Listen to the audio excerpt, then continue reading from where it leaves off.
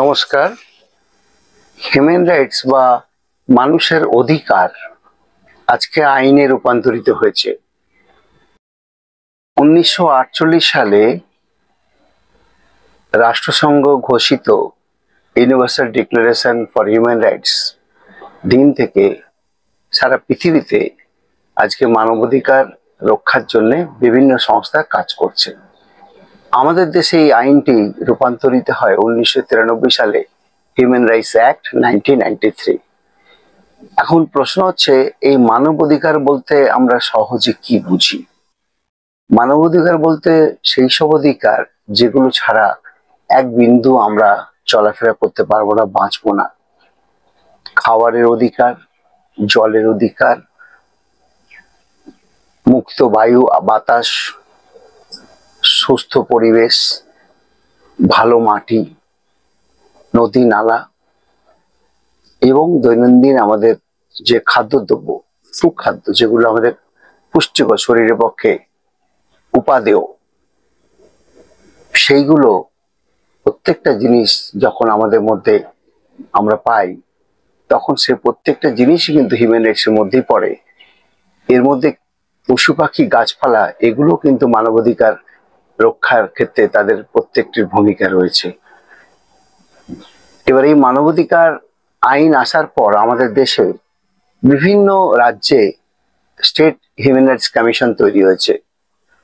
তাতে রাজ্য মানবাধিকার কমিশন, আমাদের এখানে পশ্চিমবঙ্গে যেটা পূর্ত ভবনে সেকেন্ড ফ্লোরে রয়েছে স্টেট হিউম্যান রাইটস কমিশন,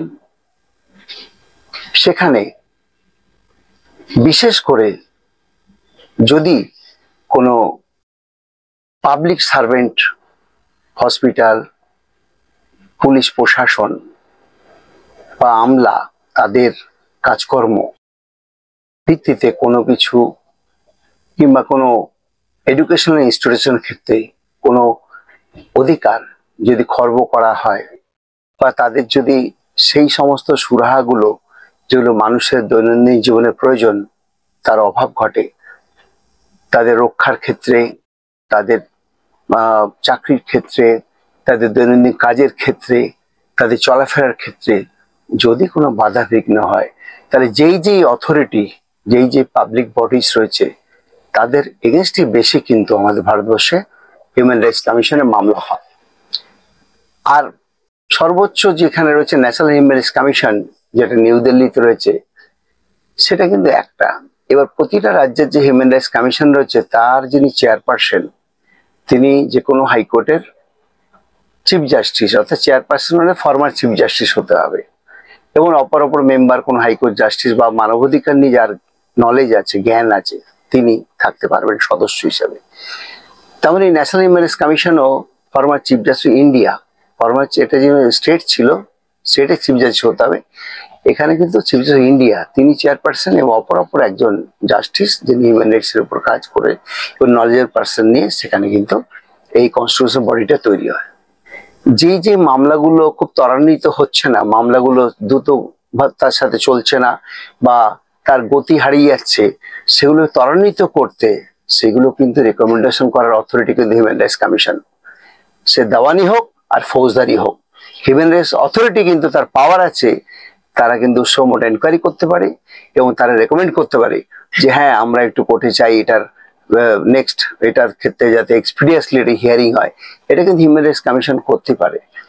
এটা মনে রাখতে হবে, হিউম্যান রাইটস কমিশন কিন্তু একটা বলতে পারেন যে কোয়াসি জুডিশিয়াল বডিস, কারণ এখানে যিনি বসছেন রিফর্মার জাস্টিস এবং অপর মেম্বার এবং আদার যিনি থাকছেন, তিনি জুডিশিয়াল হতে এমন কিছু নয়, জুডিশিয়ালের বাইরে থেকেও হিউম্যান রাইটস এর উপর যিনি কাজ বা নলেজের পার্সন তিনি থাকেন। আমাদের বিভিন্ন জায়গায় বিভিন্ন ক্ষেত্রে দেখা যায়, রাস্তাঘাটে লোকের বলে আমাদের মানবাধিকার লঙ্ঘন হয়েছে, হসপিটালে কিংবা ধরুন কোনো পুলিশ অথরিটির এগেনস্টে, কিংবা যদি দেখা যায় কোনো পাবলিক সার্ভেন্ট তাদের কাজের ক্ষেত্রে, ইভেন যদি ব্যাংকের ক্ষেত্রেও, সেটার ক্ষেত্রে কিন্তু সব কম্বিনেশন কিন্তু এই হিউম্যান রাইটস কমিশনে গেলে সেখানে কিন্তু তার আইন মামলা ভিত্তিক দেওয়ানি পদ্ধতিতে হয়ে থাকবে। অর্থাৎ 1960 সালের যে সিভিল প্রসিডিউর কোড আইন, দেওয়ানি পদ্ধতিতে প্রথমে তাকে সমন পাঠানো হবে, তারপর তাকে ডাকা হবে, তার অবজেকশন থাকলে রিটার্ন অবজেকশন তিনি দেবেন, তারপর তার এভিডেন্স নেওয়া হবে, ক্রস এক্সামিনেশন হবে, তারপর আর্গুমেন্ট হবে, তারপর অর্ডার হবে। একবার দেওয়ানি পদ্ধতি ভিত্তি করে কিন্তু আমাদের মানবাধিকার কমিশনের কাজ কারবার গুলো হয়ে আসছে। হিউম্যান রাইটস কমিশনে আপনার মামলা করতে কোনো কোর্ট ফি লাগে না। সাধারণ একটা দরখাস্ত সেখানে যেখানে ফাইল করছেন, সেখানে যদি চেয়ারম্যানকে আপনি অ্যাড্রেস করলে তার চেয়ারম্যান লিখবেন, the honourable chairperson state human rights commission sector অমুক, তারপরে শর্ট লেখ লিখলেন, লিখে তারপরে রেসপেক্টেড সাবজেক্ট দিলেন, তারপরে আপনি ফ্যাক্সটা লিখলেন, লিখে একটা সাদা কাগজে দরখাস্ত আপনি করতে পারেন। এবার দরখাস্ত করে কি হয়, অনেক সময় সেই দরখাস্তটা ত্বরান্বিত করতে হয়, খোঁজ নিতে হয়। যদি দেরি হয় তখন আপনি একটা পুট আপ দিতে পারেন যে আমার এত তারিখে আমি একটা দরখাস্ত করেছি কিন্তু কোনো সুরা কোনো রেজাল্ট আমি পাইনি। তখন সেই চেয়ারপারসন রেকর্ড চেয়ে পাঠাবেন এবং বলবেন দেখো এটা কোন জায়গায় পড়ে আছে, এবং তার যদি কোনো ইনকোয়ারি রিপোর্ট এসে থাকে সেটা দেবেন। কারণ হিউম্যান রাইটস কমিশনের have power, human rights commission চেয়ারপারসনের প্রচুর পাওয়ার। তিনি কিন্তু সোমোটো ইনকোয়ারি করে ইভেন আইজিকেও ডিরেকশন দিতে পারেন, ডিজিকেও ডাইরেকশন দিতে পারেন। তার এতটাই তার ক্ষমতা তার মধ্যে দেওয়া হয়েছে। হিউম্যান রাইটস এর আদালতে না, হিউম্যান রাইটস কমিশনে মামলা করতে হিউম্যান রাইটস আদালত কোর্ট হয়েছে এক, কিন্তু এখানে হিউম্যান রাইটস এর যদি আদালতে হিউম্যান রাইটস কমিশনে যদি কোনো অর্ডার আপনি মনোপুত অ্যাগ্রেসিভ হলেন, আপনি পেলেন না আপনার এগেনস্ট, তখন আপনি কিন্তু তার অর্ডার এগেনস্টে আপনি হাইকোর্টে আসতে পারেন। আর যে ন্যাশনাল হিউম্যান রাইটস কমিশনে আপনি কিন্তু সুপ্রিম কোর্টে যেতেই পারেন। যার জন্য হিউম্যান রাইটস অ্যাক্ট হয়েছে 1993, সে অ্যাক্ট অনুযায়ী সেখানে প্রতিটা সেকশনে বলে দেওয়া হচ্ছে কোন সেকশনের ভিত্তিতে কোথায় কি করতে হবে না করতে হবে। হিউম্যান রাইটস কমিশন একটা রেকমেন্ডেশন অথরিটি এবং বডি। শর্ট লেগে পূর্ত ভবন, ঠিক করুণাময়ীর কাছে, ওখান থেকে মিনিট 5 মধ্যে পূর্ত ভবনে, আগে ভবানী ভবনে ছিল, এখন পূর্ত ভবনে সেকেন্ড ফ্লোরে এই স্টেট হিউম্যান রাইটস কমিশন রয়েছে।